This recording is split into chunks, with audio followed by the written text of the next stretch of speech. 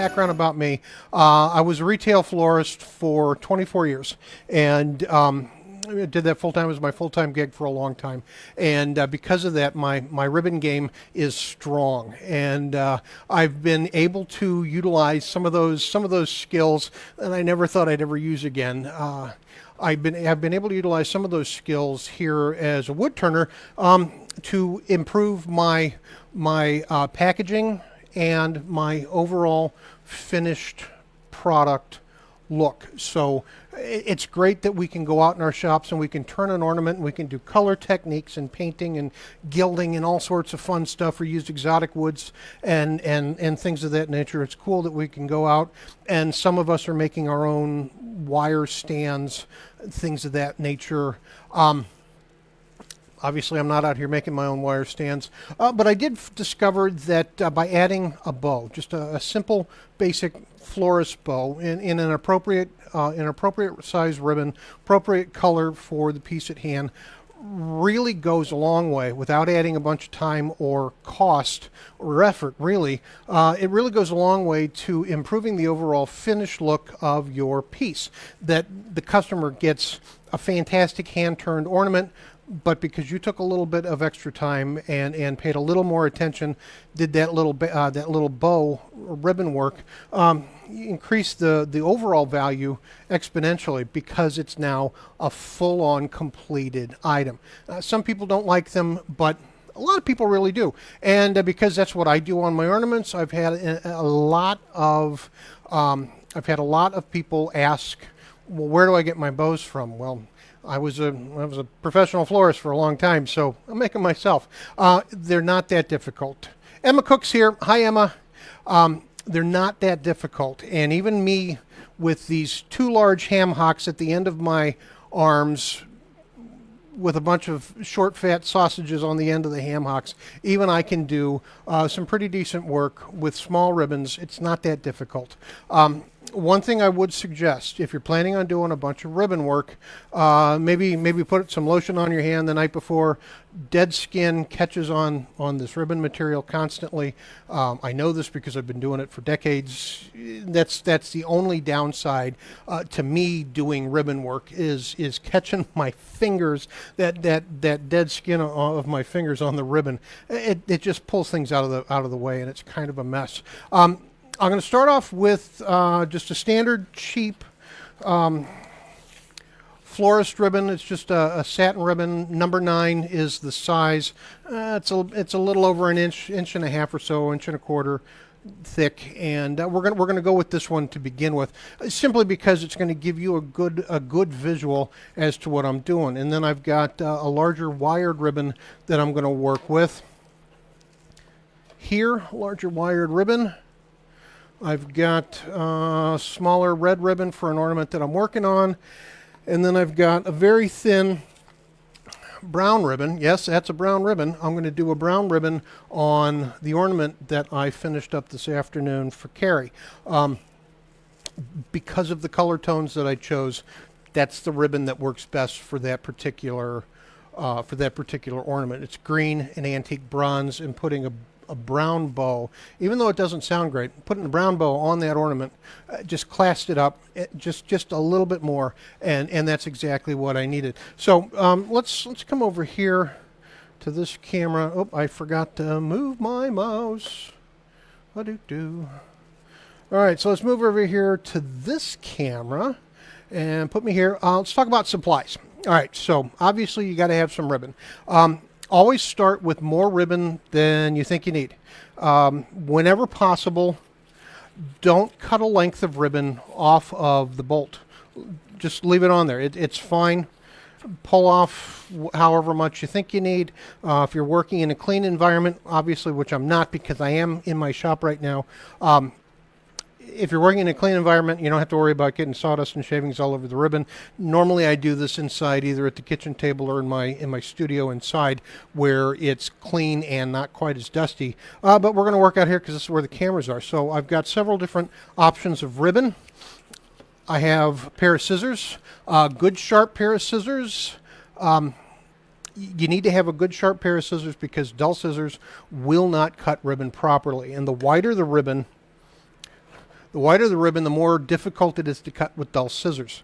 Trust me, I've researched this one thoroughly. Have a good pair of sharp scissors handy.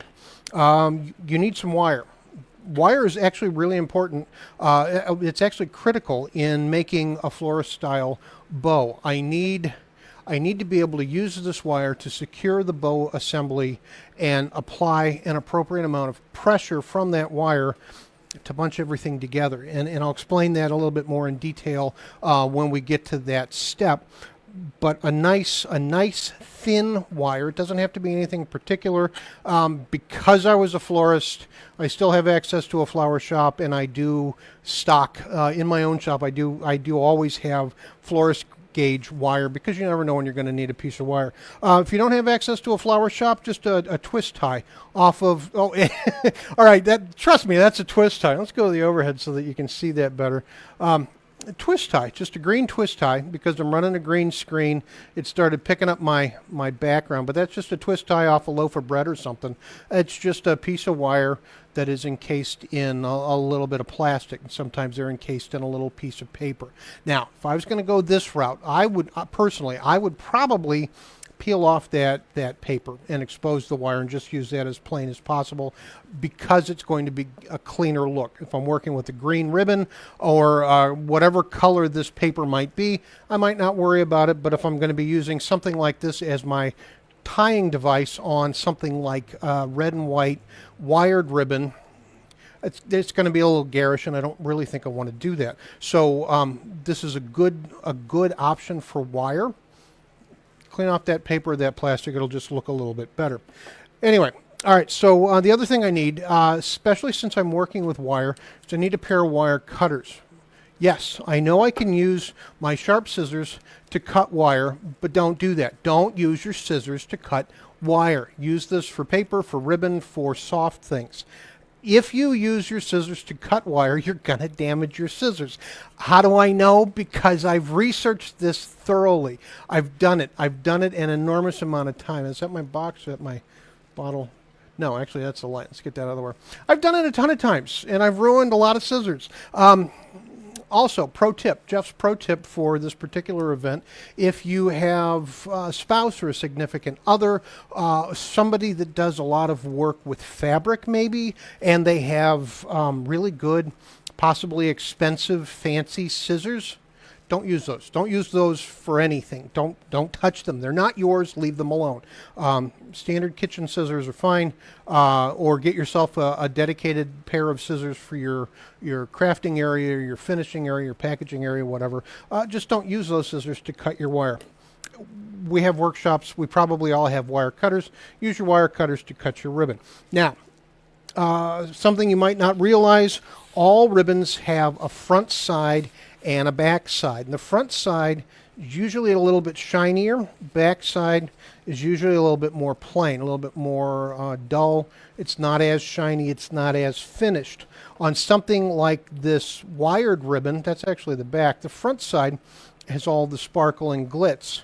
You can see that reflecting the light. You flip it over, there's the back side. Nowhere near as much sparkle and glitz. That's the back side. Keep that in mind. We want to make sure our bow loops all have that front side of the ribbon presented, and that's where we get into the real technicality of making a bow. It's all about ribbon presentation as well as a little bit of a pinch.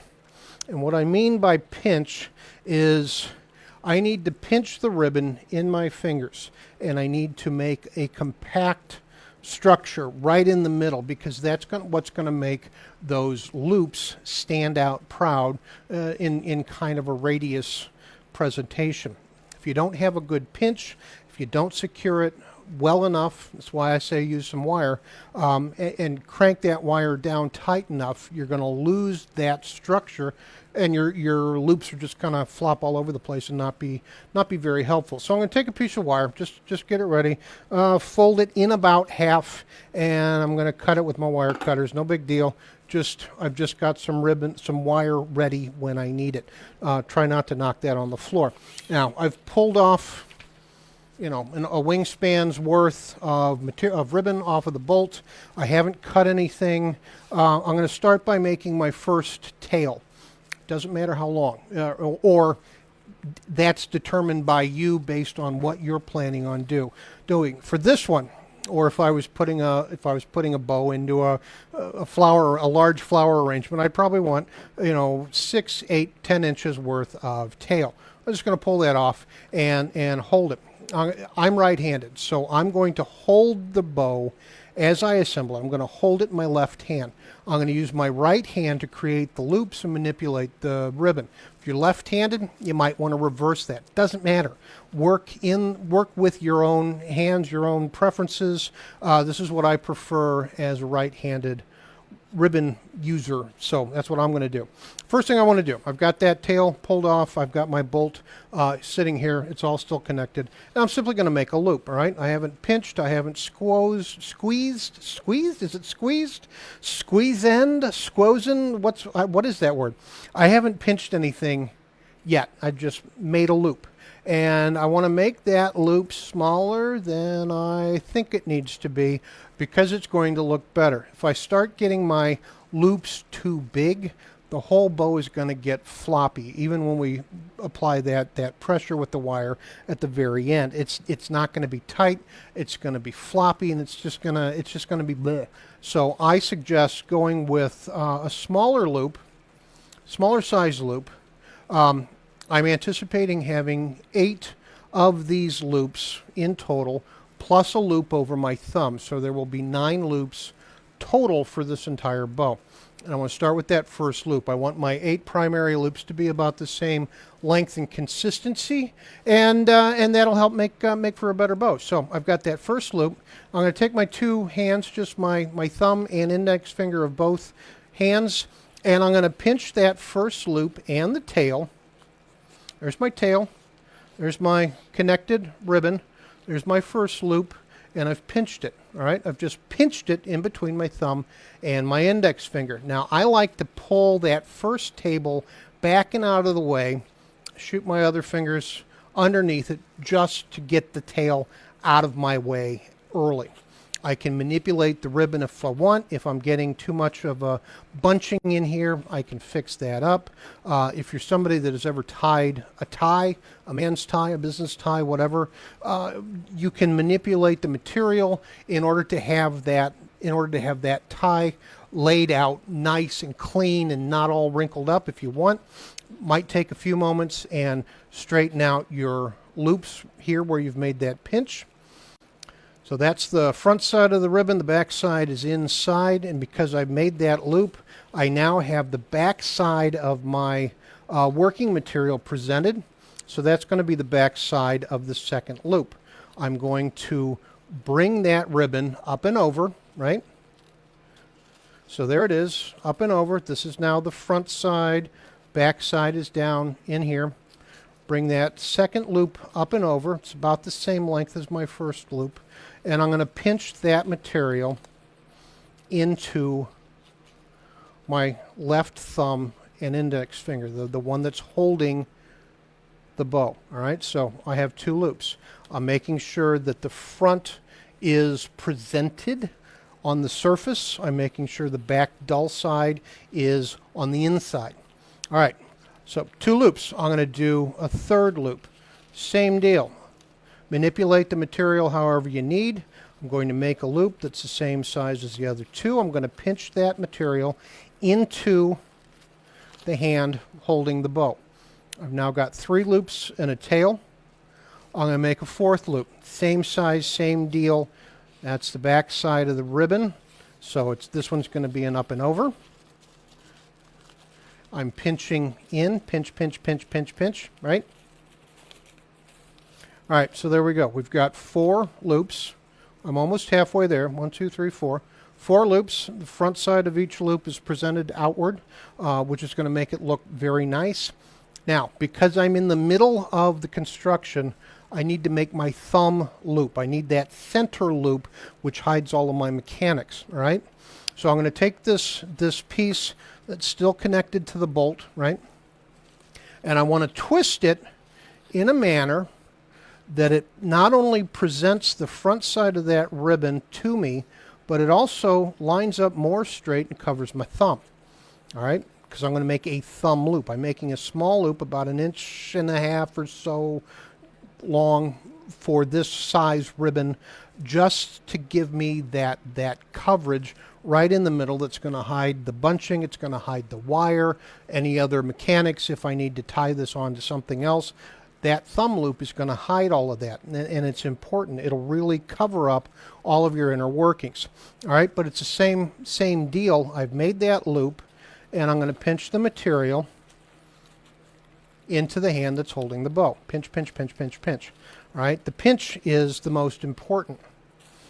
Now, because I've done that, because I twisted that thumb loop in order to present the front side as it went over my thumb, now I am presented with the back side of the ribbon on primary loop number 5. So I'm going to do this one exactly the same way I did these bottom two, and I'm going to loop it up and over, make my 5th loop same length as my first 5, pinch the material into my thumb, adjust as necessary. I need to make sure that the back sides are not twisting, right?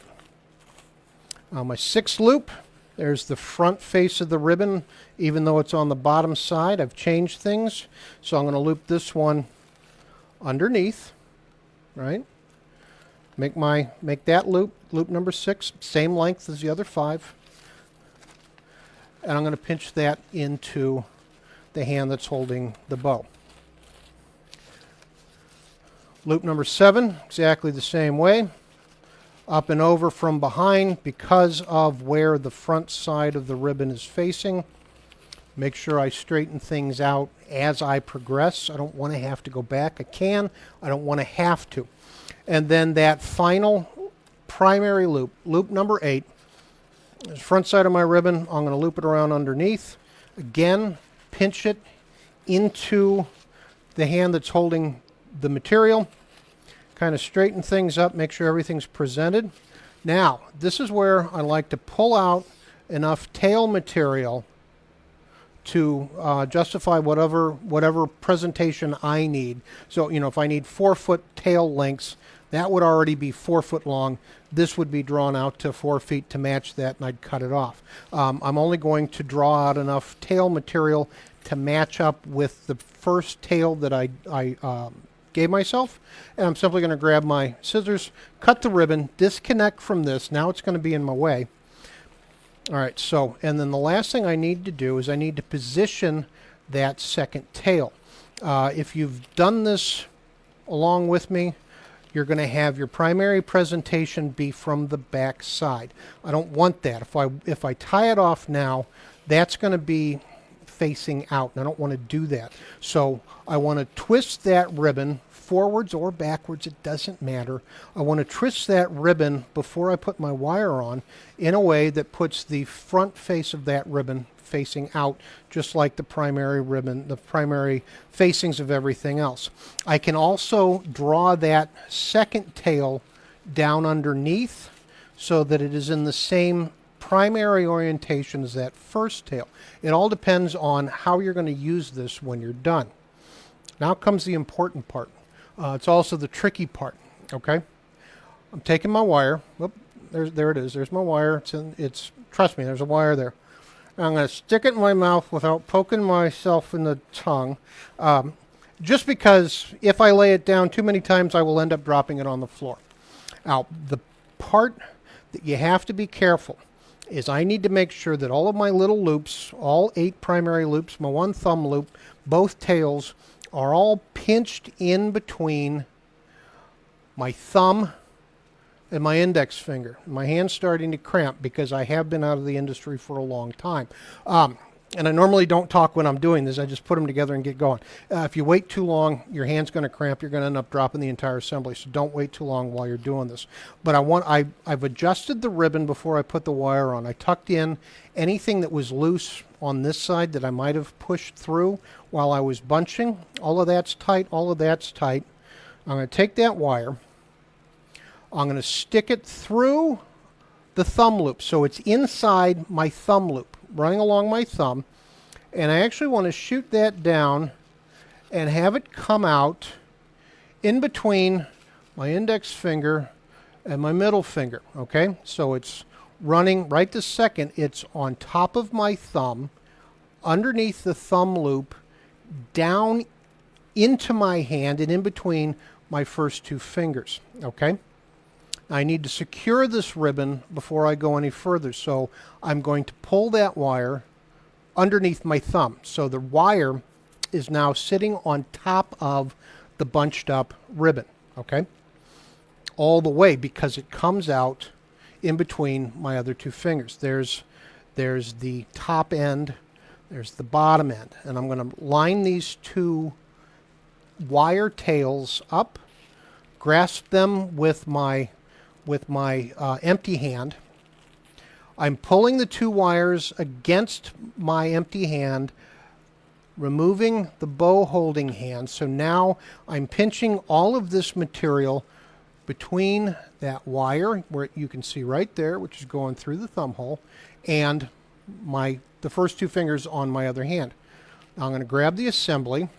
All right, this is going to be hard to see, but I'm going to grab the assembly and I'm going to twist. I'm either going to twist the two ribbons, if that's how you prefer to do it. I like to just take the bow and twist it while I'm pinching those two wire ends. And this way I can take that wire and I can really clamp down on that bunched up bundle of ribbon right in the middle. Okay? So now I can relax. Everything is secure. I'll show you this from the back side. There's my ribbon tails right there. Let's see if you can see that underneath my fingernail. There's my twisting of the ribbon right there, right there on top of my fingernail. The wire goes over the bunched up ribbon through the thumb hole over the other side. It's very tight, very secure. Now I can fluff and position, okay? First thing I like to do is I like to pull the ribbon tight against with the bow pressed against my holding hand. Pull that wire tight, and that kind of fluffs the bows, the ribbon loops up a little bit. And then I will start manipulating the material. I will twist, I will position. I'm not applying a lot of force, because I can pull the ribbon out of place and end up with a distorted bow. And if I do that, you'll notice that if I pull this one and make it longer, I'm going to make one of the opposite sides shorter. So I just adjust from the opposite side that I just made shorter and fix it. But I want to take a few moments and I want to just make sure that I fluff these little loops out, have everything positioned. I want to have my two tail pieces coming out, usually either from the center or at opposing angles, depending on what I'm going to do with the bow. And for this one, I'm just going to go with a pair of matched tails coming right down the front there. And that's really about it. That's the basics of a standard florist bow. And I've made hundreds and hundreds of these. Possibly, I don't know how many of these things I've made over the course of my career, but I've made a lot. There's the two tails. Now, the last thing that I want to do for the bow itself is I want to trim the ends of my tails. I want these to be pretty and presentable as well. Take the time, make the cuts on something like a satin. The ribbon is probably not going to unravel, but on some of these, if you don't trim those ends, they might actually unravel on you. So standard trimming would be just take your scissors and cut an angle, about a 45-degree angle on that ribbon. You can make a really nice presentation, okay? And I would do that in opposite directions on my tails. That would be the finished tail look. The other thing I could do is I could take this ribbon, shiny side facing me, fold it in half, right? And I want to make sure that I line up the edges of my tails, and I'm just holding it right down here at the end. Take my scissors, don't cut your fingers, but I'll take my scissors and I will cut at a 45-degree angle across that folded ribbon, right? By doing that, I can make a double end, okay? There you can see it better right there. Make a double end, just like that, super simple. Just take that tail end, fold it in half, facing me. So the valley, the gullet of the fold is pinched in between my fingers. There is one edge of the ribbon here facing me. There's the other end facing me. I go in at a 45-degree angle to that tail. I slice without cutting myself, and there's my forked end. That one was not as deep or as crisp. I can always go back and do it again. But there's just your standard florist bow, all right? Super simple, really easy to do. That's bow number one. Or most of my bows are just like this. I'm not as good with shoelace or shoestring type bows. I struggle tying my own shoes every day anyway, so we're not going to go there. Those are easier if you don't have hands like this. Having hands like this is definitely a disadvantage, especially when we're working with more delicate procedures, especially if we're doing delicate procedures with very small pieces of ribbon. But there's the basics, all right? It's super simple. Does anybody have any questions on this particular type of bow? And you can do this exact same thing, big ribbon, make big bows. You can do it with small ribbon and make small bows. I'm going to make a couple just because I need them for decorating in my own house. Let's go to this camera here. I want to take a drink. So if you have joined me for these lives before, pounce. I want to take a check through the chat. And one thing I did want to mention is if you have access to a local florist, local flower shop, no matter where you live, if you have access to a local florist and you need ribbon, you need wire, you need bows, you can go to that local florist and you can pay them to make bows for you. Doesn't matter how many. Give them a little heads up. Don't walk in and expect them to drop everything to make a couple of bows because there's not a lot of money in it. But just like everybody else out here, especially right now, those local flower shops are hurting too. And one of the big reasons why I'm saying this now is because my sister owns a local flower shop, and if she happens to be watching and I don't say something, she's going to kill me. So Beth, if you're watching, there you go. I'm supporting local flower shops, but I'm also trying to teach people how to do this on their own because it's not that difficult. You've got it. It's all in that pinch. That's the most important part of the entire process. And if you get the pinch right, you'll end up with a really nice, consistent shape every single time. Let me see if I can get in here. There's that ribbon. Get my fingers out of the way.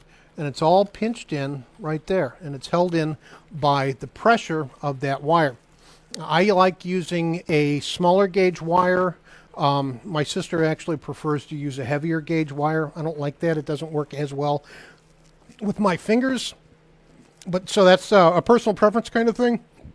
But this, there were days when I would do these all day long. It's just a really simple way to make a really nice decoration. Now I'm going to do a couple of big ones because I need them in my own house for my own holiday decorations personally, and then we'll do the small one for the ornament, and I'll show you how to tie that on. All right, so let's go back to that overhead camera. Right, let's go back to that overhead camera. Let's move our mouse back because we were looking at the chat. Martinest is the wire standard floristry wire. The wire that I am using is standard floristry wire. I think it's a 26 gauge. It's a thin gauge, which is 26 or 28. It's my preferred size. So just a very small, 12 inches long, standard floral wire, green colored. No big deal. You can use any wire. I've already misplaced it. Oh, there it is. If you don't have access to standard florist wire, that's okay. Because like I said, any wire will do in a pinch. You can use, I got to do this on the overhead because it's green. In a pinch, you can use a twist tie from a loaf of bread. It's just a piece of wire This one happens to be encased in a little colored plastic. Many times they're encased in a little paper. I could use this because it's a piece of wire. The type of wire doesn't matter. And I've done this. I've done this with twist ties when I couldn't find my regular wire. Maybe not for important things, but I have done it. It is okay. I have done it.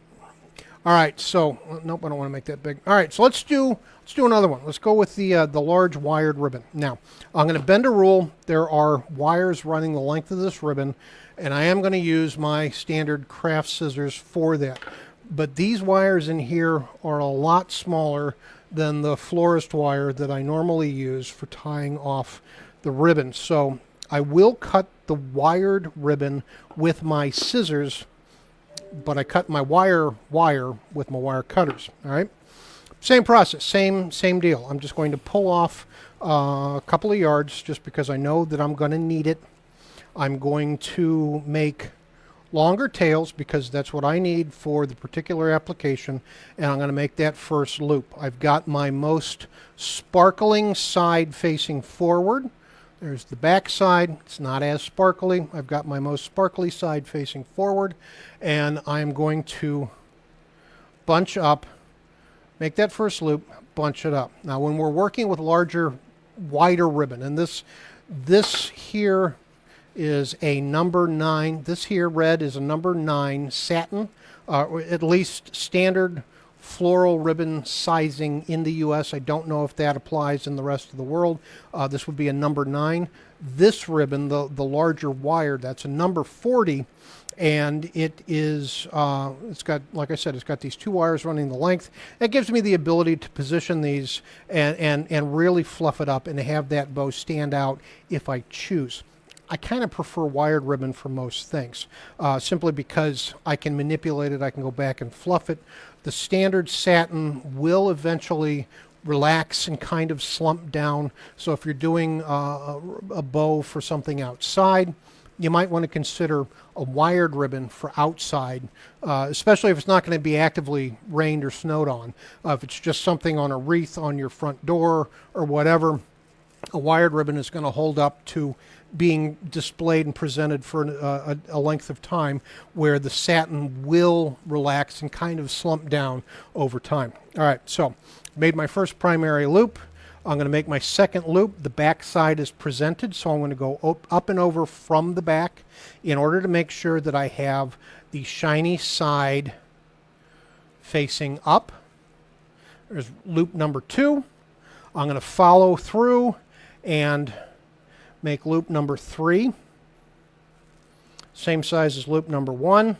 Again, shiny side is being presented forward. Bunch, bunch, bunch. Bunch everything in. Get my fingers out of the way. Make loop number 4 from behind.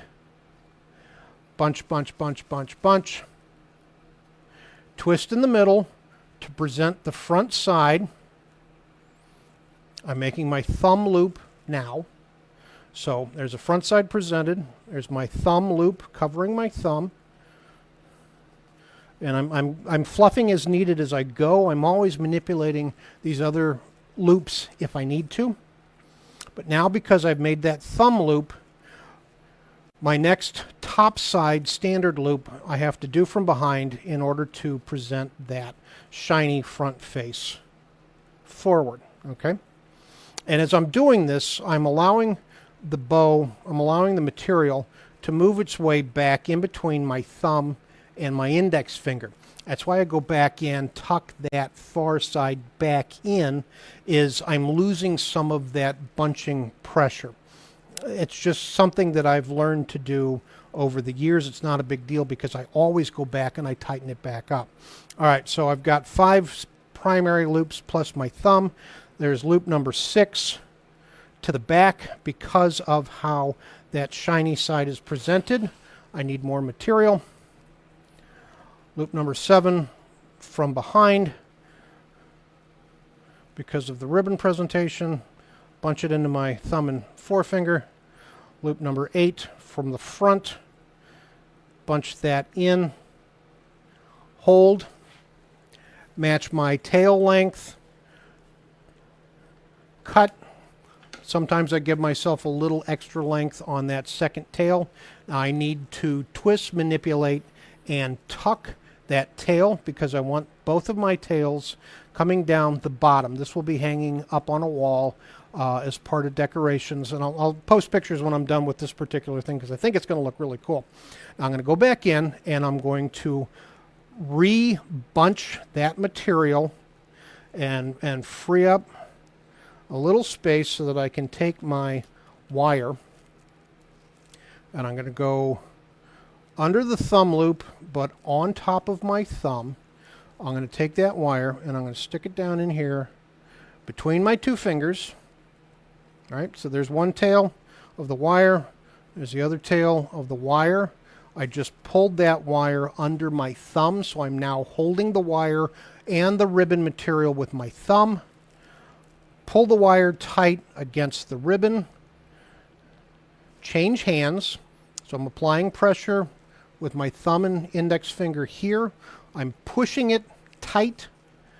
I'm going to grasp the bow in total. I'm going to rotate the bow while I pinch the wire tightly, and I'm going to very quickly tighten up that wire against the ribbon. Manipulate, fluff, position. 1, 2, 3, 4, 5, 6, 7, 8. Thumb loop. I'm manipulating it how I want it to be. If I want it to stand up, I can do that. If I want it to be more flat, I can do that. I'm positioning my tails how I want them. And then I'm going to come down and I want to trim the tail ends. On this wider ribbon, I really do prefer to pinch it in half, cut at a 45-degree angle, and make that double point end. I'm going to do that on the other one. Pinch it together. The wire sides are touching. I'm going to cut 45-degree angle, double point end. That bow is done. I need to make another one like this, and then we'll do the bow on the ornament, and then we'll be done. Or we can open up for questions if you'd like. And if you've got any questions, please go ahead and put them into the chat. I am watching that here as we go. Oh, Tom's going to stop annoying his wife, and he's going to use his twist ties from the loaf of bread. Awesome. I'm here to help you, man. I'm glad that I could. All right. All right, my buddy Doug is here as well. Oh, Rebecca's here. Hi, Rebecca. Not as cool as gnomes, but we're having some fun with bows. Okay, what else we got going on? All right, I want to take a drink real quick, and we'll do another one of these bigger bows. We'll do it in real time. I won't talk about it, or I'll talk about it, but I won't stop. I'll show you how fast you can go, especially if you've practiced this a little bit. They're not that complicated. Pay attention to the front side and the back side of your ribbon. Have your materials ready. Have a piece of wire ready. Always have a piece of wire ready. I'm starting with that tail. Let's go back to the overhead. Get me back into the corner. I've got my tail piece. So loop 1, pinch, position the tail. Loop 2 on the back side, pinch, fluff as I go. Loop 3 from the front, manipulate, pinch. Loop 4 from the back, pinch, twist. Change the presentation of the ribbon to make your thumb loop. It's all facing forward. Thumb loop is made, and now I pinched. I need some more material. All right, because I made the thumb loop, my presentation is from behind. So loop number 5 is from behind, pinch. Loop number 6 is from the front, pinch. Loop number 7 is from behind, pinch. Loop number 8 is from the front, pinch. Match my tails. Get that out of the way. Position the tail, that second tail, where I need it for my finished bow. tighten things up in between my two fingers, grab my piece of wire under the thumb loop butt over my thumb, down the back side in between my fingers. It's like before, exactly the same. There's the wire. Hold the wire with my thumb. I position that wire underneath my thumb. Change my grip. Pull the bow tight against the wire. Twist. Now, one thing to remember, if you're using super thin wire or really brittle stuff, if you twist too hard, you're going to break your wire. So keep that in mind. Have several pieces, especially when you're learning the process, have several pieces of wire ready to go just in case you break the first one or you drop something. Always take a few moments after you've done your wire, fluff out all of your loopies. You want to have everything positioned nicely, nice and clean, nice and full, especially if you're working with a shiny wide ribbon, right? It just makes for a great presentation. There's my two tails. I want to go ahead and I want to cut these again. Pinch the tails in half, cut at a 45-degree angle. Carefully, do not cut yourself. Trust me, I've researched that as well. I go through an enormous amount of Band-Aids. I would imagine, I would like to hope that every other woodturner out there goes through an enormous amount of Band-Aids as well, that it's not just me. Is it just me? It might just be me. Anyway, trim my two tails. There we go. Bow number 3 is done. And that was pretty much in real time, even though I was still talking. Now, if something's a little bit out of position, I can always go back and manipulate. If something feels to be a little short, I can maybe apply a little pressure and pull that through if I want to. But because it's a wired ribbon, I don't worry about it. And it just makes for a really nice overall look. Let's go to that camera and maximize. So there's the ribbon. There's my two tails. And I normally make one just a little bit longer than the other, just because that's the look that I like. It looks, I don't want my tails to be exactly the same length because I like that little bit of contrast. And just, a half an inch or so in length difference is enough to really offset and tighten up that look. So when this is hanging on the wall, it's going to be super pretty, really classic, really nice.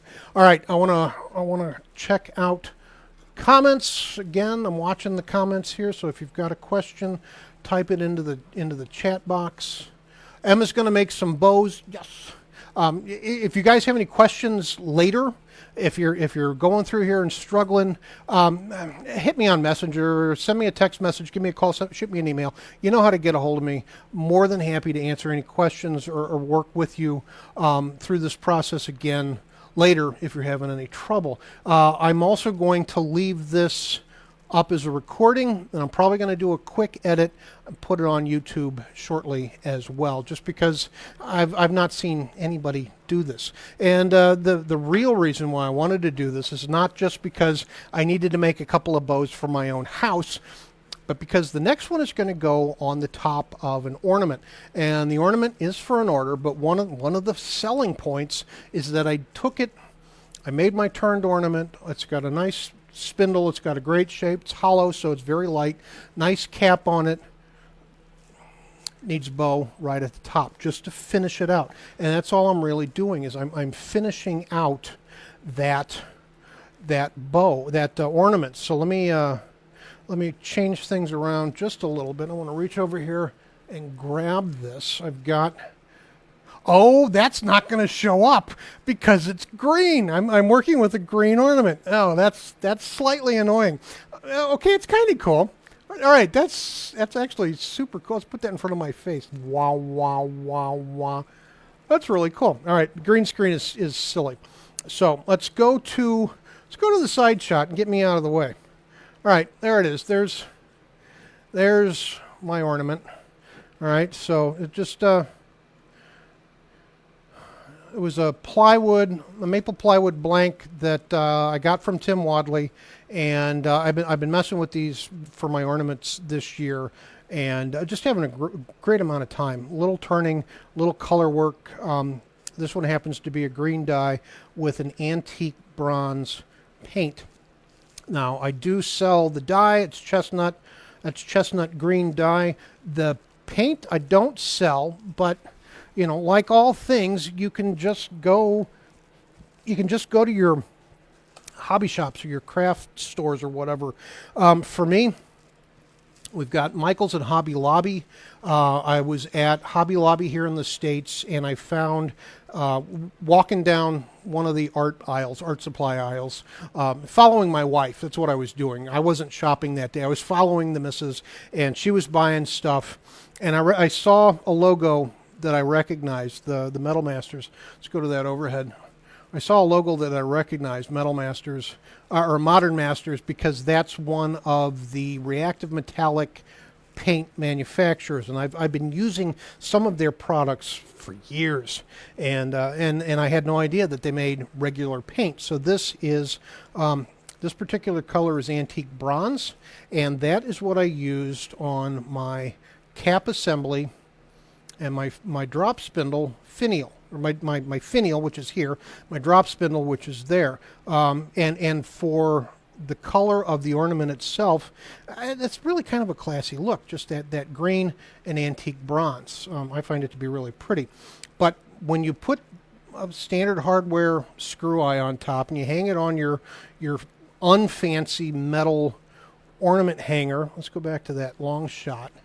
You know, this is what we're left with. We've got a bunch of hardware at the top, and for me, that just kind of ruins the overall look. So I like to put a small bow made out of a small ribbon on my ornaments. So let's go back to the overhead. Right, there's the overhead, and that's going to annoy me. The lathe is straight, the board got crooked. All right, so this is where it gets a little bit fiddly, and I'm dealing with a very narrow ribbon, a very small ribbon, and I'm working with these. But if I can do it, you can too. All right, step one, I want to have a piece of wire handy and ready. I still want to have a piece of wire, and for me, this is where having this thinner stuff really does come in handy. Now, there's a good chance I'm going to drop my ribbon, so I'm going to cut a couple of pieces just so that they are ready when I need them. Same deal. The ribbon has a front side and a back side. When it's on the spool, especially straight out of the package, that front side is almost always presented forward. That's how it comes from the manufacturer.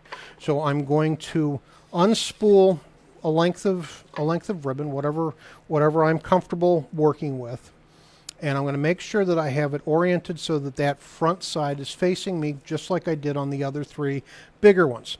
I've got a length of tail. I can always cut that to whatever length I need whenever. And the first thing I'm going to do, just like always, is I'm going to make that first loop. Now, because I'm working with a small ribbon, I want to keep my loops small. This is not wired. It has no structure. So I want to keep my loops small. The bow is going to go onto a small piece. I need a small bow. Only way to make a small bow is by using small loops. Much easier to pinch the small ribbon, but it's a little bit trickier to manipulate and make a nice clean bow when you're working with something this small. I would recommend, if you can, practice on that number 9 ribbon. It's something cheap, something easy. I'll show you something really cool to do with the number 9 red when we're done with the ornament, because I got to ship the ornament tomorrow or Carrie is going to kill me. All right, so I've made my first loop.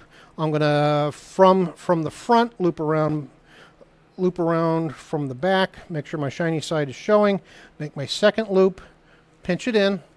It's a little bit more difficult to manipulate because it is a smaller ribbon, and I need to pay really good attention to which side is shiny and to the front.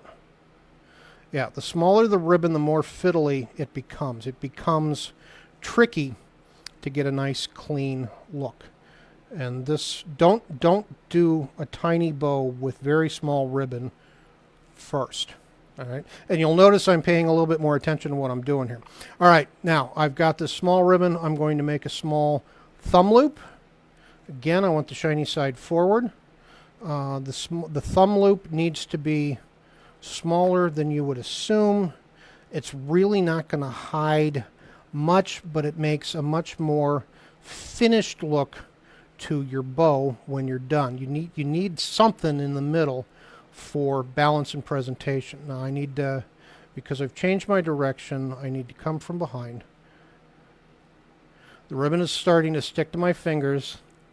If anybody out there watching, if any of you own a hand lotion company, I have very dry skin, and you could sponsor me. I could be advertising for your company big time right now during bow class. All right, so I've done one, two, three, four, five primary loops plus the thumb. There is primary loop number 6. Twist it around. Primary loop number 7. Pinch, pinch, pinch. It's all pinched. Primary loop number 8. Again, primary loop number 8. Small ribbon is fiddly. There we go. I've got my 8 primary loops, my 1 thumb loop. Going to cut it loose. I guess I really end up wasting more of the small ribbon, but I don't care. Now for this one, because it's going to go on the top of an ornament, I want one tail coming out the bottom. I want the other tail coming out of the top. So I'm not going to tuck that around before I wire it down. I want that to be going the other way because it's going to make the overall presentation look better. All right, same deal. Take the wire under the thumb loop, but over my thumb. On the small bow, I went ahead and I snuck that wire right down underneath my thumb so I could keep holding the assembly, right? So it's under the thumb loop. It's also currently under my thumb. Now, same as before, I'm going to poke that one end through my fat fingers. There it is, coming out between finger 1 and 2. I'm going to draw it down. I'm going to position the wire. Gets a little fiddly. I need to pay attention so that that second tail keeps going in the opposite direction as the first tail, and the rest is exactly the same. I'm going to apply pressure with my looping hand, change my grip with my holding hand, and start tightening that wire. Now I've got to get this wire super tight. So I am really pinching, I'm pinching the wire very hard in order to get enough pressure against that ribbon so that all of my little loops aren't loose. The loops have to be secure or they're just going to pull out, okay? Now, once I've done that, I'm not going to mess with fluffing just yet. I want to verify it's a little loose, so I want to tighten up just a little bit more. I could grab a pair of pliers and hold the wire and tighten it. Got to be careful with that because you can break that wire at this point really easily. So sometimes what I like to do is I like to bend that wire right there. I just bent it into an L shape to give myself a better hold. And I can tighten it up. I can snug it up a little bit better. Now, I'm going to take that bow, now that I've got it tight, and I'm going to do a little bit of fluffing, a little bit of arranging, get my little loopies where I want them to be. No big deal. Working with a dark ribbon, I'm working with a dark wire. It's very difficult to see that wire now. I'm going to pull my ribbon out of the way. I'm going to take my wire cutters. I want to cut off the tail. I'm leaving about 2 millimeters worth of ribbon. I don't know if you can see that right there. All right, I've just got a couple millimeters worth of wire left, and I'm going to use the flat of my wire cutters and smash that back down and into the fabric assembly itself. Now, it's just a very small bow. I've got my 2 legs going off in opposite directions, and I need to secure that to my ornament. So, step 1, determine which side of the ornament you want to be front, okay? Because that's important. So I'm going to stop, and I'm going to look at my ornament. I'm going to check it out there. I'm going to check it out there.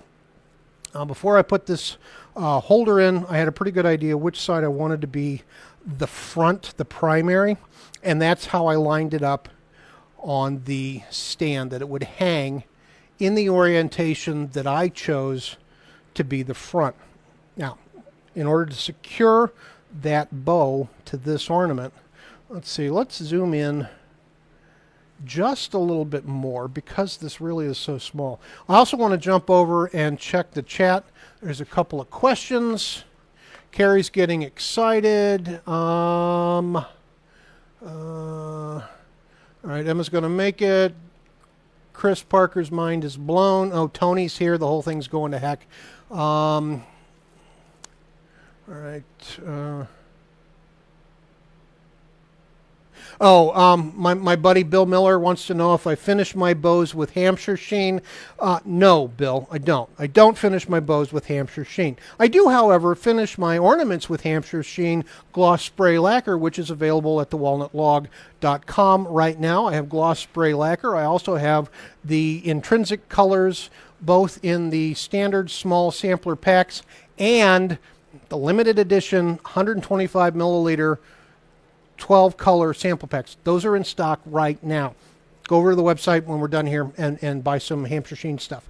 But yeah, I did Hampshire sheen gloss lacquer, gloss spray lacquer. That's what that is. All right. So yeah, I finished my ornaments with Hampshire sheen. I do not finish my bow work with Hampshire sheen. You're a dork. But you knew that. All right. And Kate is here giving me crap about the size of the digits. All right, so I've got this hanging on my stand, and this particular stand, this is the one that I keep in the shop, especially during holiday time, so that I can do my spray lacquer finishes without having to try to figure out how to lay these down or hold them for 20 minutes while the product cures. But when I'm doing the bows, I want it on a stand just so that I don't have to hold it. Now I will work kind of facing the camera so that you can see what I'm doing from my perspective. But I'm going to take a piece of that ribbon. I just want to cut a length off of the bolt. And it doesn't matter how much. You can go a little bit longer if you'd like. It doesn't matter. Small ribbon is cheap. And I'm going to take that length and I'm going to tie it. I'm just going to tie it around my screw eye. I'm just doing a regular single knot up and over the finger. Right there, I tied a very simple standard one loop knot. All right, so it's knotted around the stem of the metal screw eye. It can be manipulated, it can be rotated after we're done here for positioning purposes, however we want to do it. And I'm going to take my bow, and because I have not really positioned my loops well, I've definitely got 4 on one side, 4 on the other side, plus my thumb loop.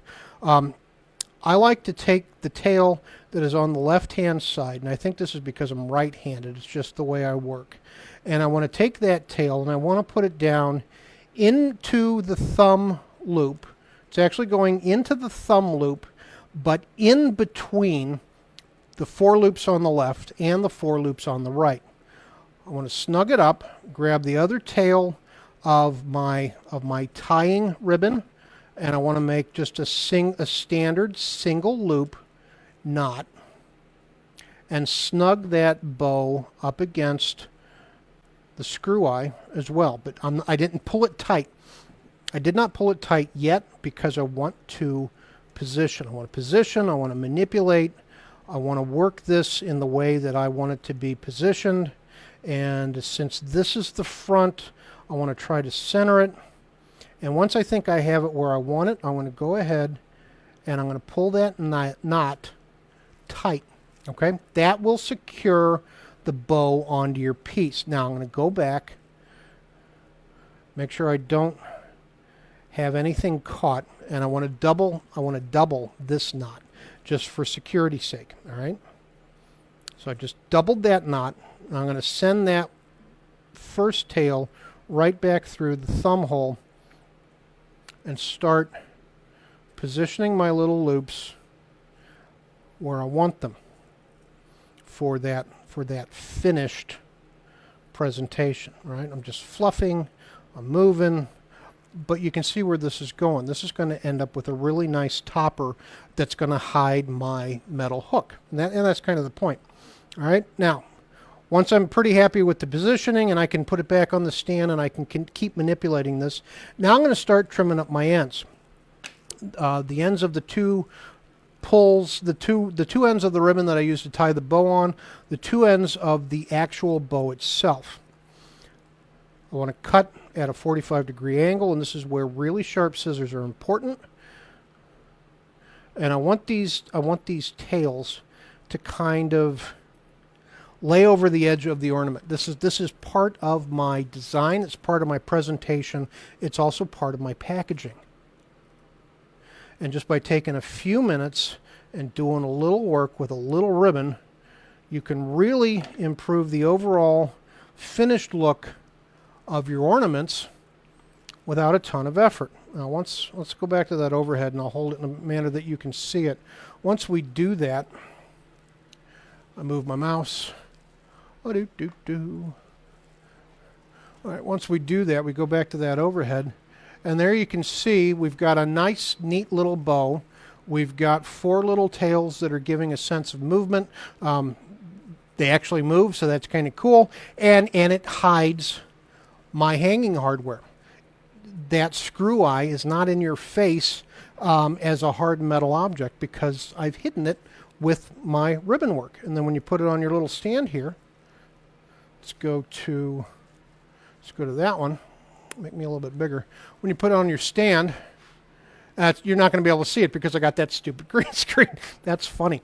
All right, so we're not going to be able to do that. Let's go to that one. Get me out of the way. All right, when it's on the stand, there you go. And I'll put this in the photo booth here when we're done and take a couple of pictures and post them. But that's really it for the basic standard bows. Now I want to do one more thing that's kind of fun. But consider when you're working on something like this. We've put in a bunch of time, bunch of effort. Sometimes we're using expensive product in order to make our pieces. Adding a little extra. Sometimes that's exactly what you need to take that piece and just make it, so much better as far as a finished package, a finished element. Okay, clean off some of this stuff. I want to do one more thing, and we're going to go back to that cheap red number 9 satin. I actually have a tendency to do this technique with the paper wrappers from soda straws when we're sitting at a restaurant. That I'll just start playing with that wrapper and do some ribbon technique. Uh-oh, my wife is in the chat. Got to pay attention. All right. What's Brendan doing? Oh, Brendan, you can learn how to do it anytime. She needs to learn how to do it, but she lets me do it anyway, and that's cool. All right, really quick check in the chat. Diana, I will be posting this one on YouTube, and right after we get into the start of the new year, I'm going to be out here in my own studio. The first quarter show season is canceled. In total, all of the woodworking shows, road shows, have been canceled. There will be a couple of virtual woodworking shows. So I'm not going to be on the road January, February, or March, and I'll need something to do, and I'll be out here working on YouTubes. I also want to remind you guys to check out Woodturner's Retreat, woodturnersretreat.com, and we've got a Facebook page as well as a group. This is an organization that I'm a part of. There are 8 of us involved here, 6 working woodturners plus 2 supporters. And on Saturday the 12th, we just had our first all-day wood turning event. 6 turners turning 2 at a time, full-on rotation. We ran for about 8-9 hours, and we had a great time. We're going to do some smaller events coming up over the next couple of months. The next one is in January on the 30th. Chris Parker, if you're here, verify that for me. I believe we picked the 30th. It's been crazy. I think the next one is on the 30th. I don't have tickets out for sale yet, but I will. And But that's it's one more resource for wood turning stuff. And we're having a lot of fun. Anyway, I'll even edit that out when we go to the YouTube. The last technique that I want to show you is something that I do a lot, and I'm going to make a rose out of a piece of ribbon. Yeah, I'm going to make a rose. So let's go straight to the overhead. And this one's a little bit more fiddly. You need to have a little bit more patience. You need to have your wire ready. But we're just going to use that number 9 ribbon and a piece of wire, and it's going to be super simple. So let me zoom in just a little bit, straighten that up because it's going to annoy me. All right, so I want to pull off a length of ribbon. Just get that out of my way. Shiny side facing me, just like always. I'm going to hold that ribbon. I don't want to have a long tail. I want to have, I don't know, 3 inches, maybe 4 inches worth of tail. But I want to take that ribbon, like I said, shiny side is facing toward me, and I want to fold it at an angle, 45-degree angle, in order to have an L shape with my ribbon. So I just folded that ribbon behind, okay? That's all I did. I just folded it behind. Actually, I could do this with a much longer, if I did this with a much longer tail, I think it'd be happier. So I've got about, 8-9 inches worth of tail. Fold that behind, give it a hard crease. That's my starting point, okay? L-shaped, and I'm starting at this corner right here. And what I want to do is I want to start rolling the ribbon right along that edge. Actually, I'm going to go ahead and cut that free. I don't need the tail. I need the length here. That's right. I'm rolling my tail end along that leading edge. All right. Can you see what I'm doing there? I'm just rolling or folding about halfway along the length of that folded edge. Right. There's my roll right there.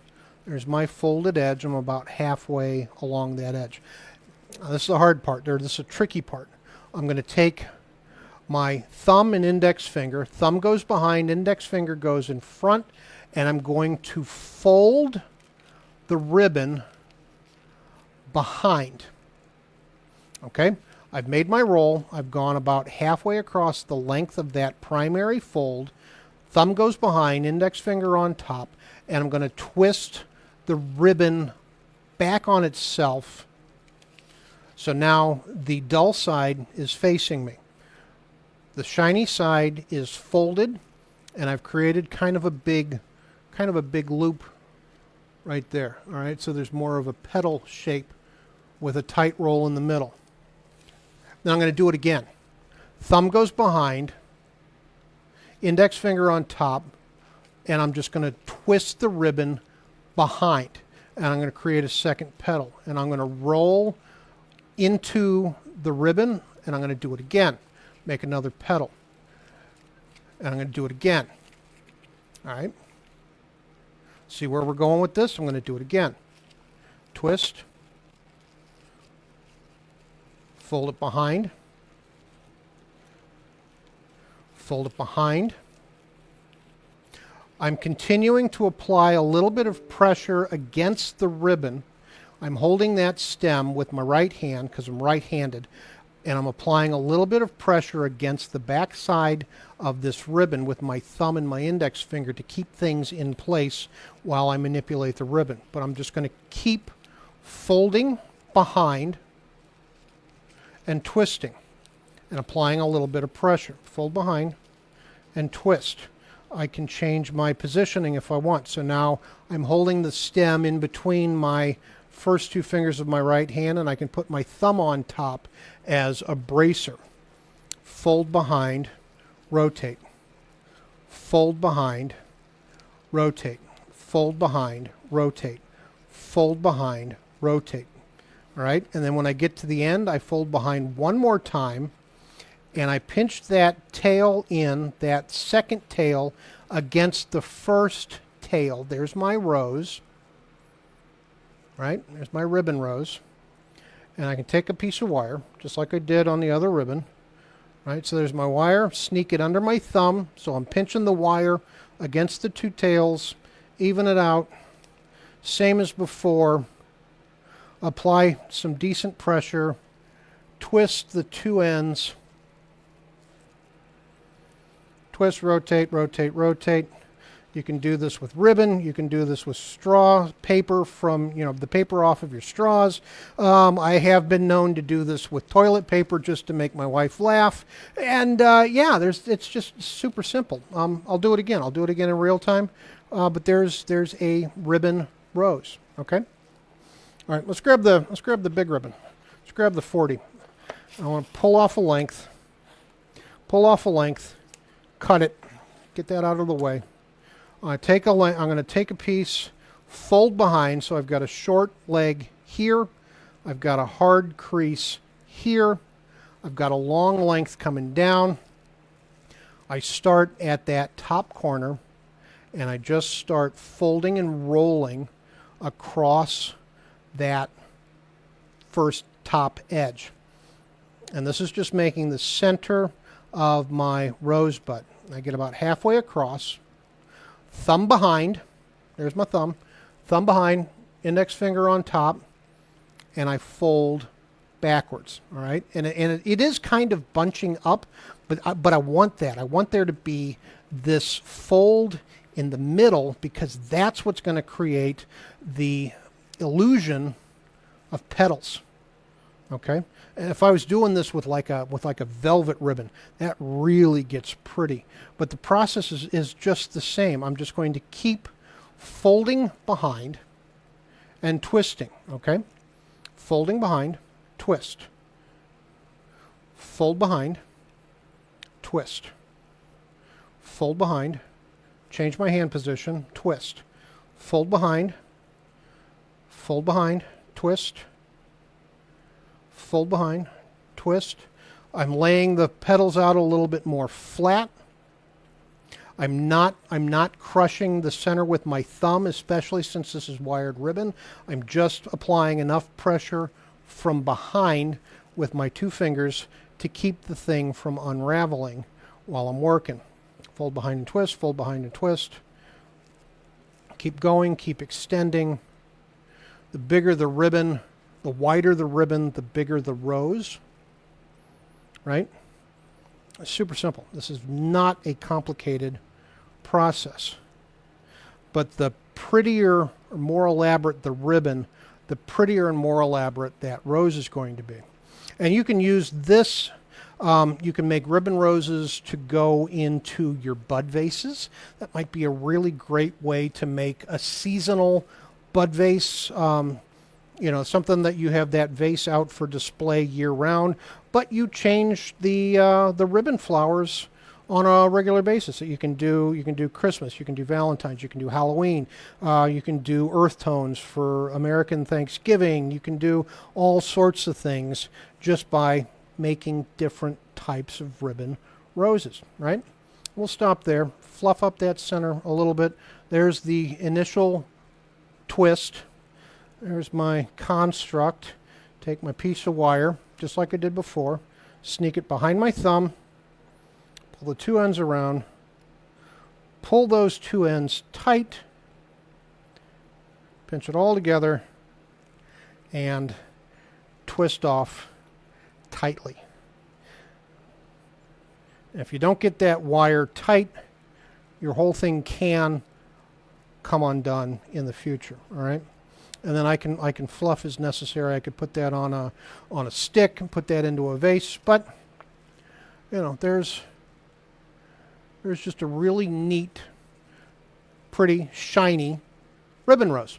All right, super simple, really easy to do. All right, that's pretty much what I intended to show. Does anybody have any questions? Anybody want me to go over anything in particular? Yeah, Emma, Halloween ribbon roses would be great. Do it with orange. Get an orange velvet and a purple velvet, or an orange velvet and a black velvet, and do both colors do up a dozen, put it into a wooden turned hollow form or something, or one of your little artistic creations. Add a little silk greenery from the flower shop, and it would be great. All right. Anybody have any questions? Any comments? Anything else going on? Anything you want me to go back over? Anybody? If I wanted to, I could make a boutonniere for myself. Do a little body flowers. Do this. You can make wrist corsages, ladies' corsages, men's boutonnieres, whatever. But yeah, it's just a lot of fun. A lot of fun. Super simple. Really not that complicated. There's an enormous amount of fun stuff that you can do with ribbon or other material. But adding little things like this, that if I was selling a turned bowl, especially if it was somebody local, I would probably package it in a holiday bag, a paper bag with a holiday motif and the nice little handles, and I would tie the handles off with curling ribbon. But I might put one of my handmade bows on there. I might put a ribbon rose on there. Cool thing is I could take a ribbon rose and I could use that as the center of a regular ribbon. Now, for something like this, let's talk about this real quick. Go back to the overhead. I'll move the mouse. Let's go back to the overhead. So just one more thing.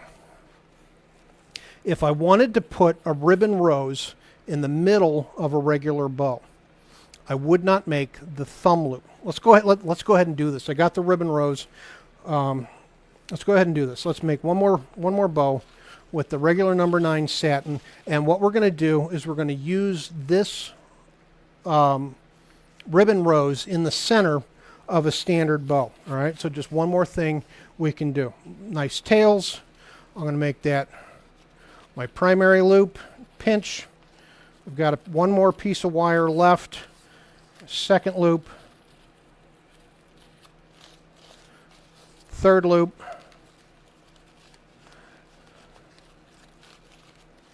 Fourth loop. Now, because I'm going to use the ribbon rose as my center, I'm not going to make a thumb loop. I'm going to do 4 loops, and I'm going to keep going. I'm going to make my 5th loop straight away. So exactly the same as the first 2 on the top. Make my 6th loop real quick. Pinch, pinch, pinch. 7th loop. Pinch, pinch, pinch. Final loop. Pinch, pinch, pinch. Manipulate that tail. Cut it off with enough length to make myself happy. Tuck everything back in under my fingers. Going behind the thumb. Work that wire. Going behind the thumb, work that wire in between my index and middle finger on the hand that's holding the bow. Capture the 2 ends of the wire. Apply pressure against the bow, change my grip, twist off that wire to make the bow tight. Now, I got my 2 tails coming down in the front. I want to manipulate my loops to make a pretty bow shape. Emily, that was a private message. Private message popped up. Hold on a second. All right, so I have made my primary bow shape. I've fluffed things out. Got a little wire tail there.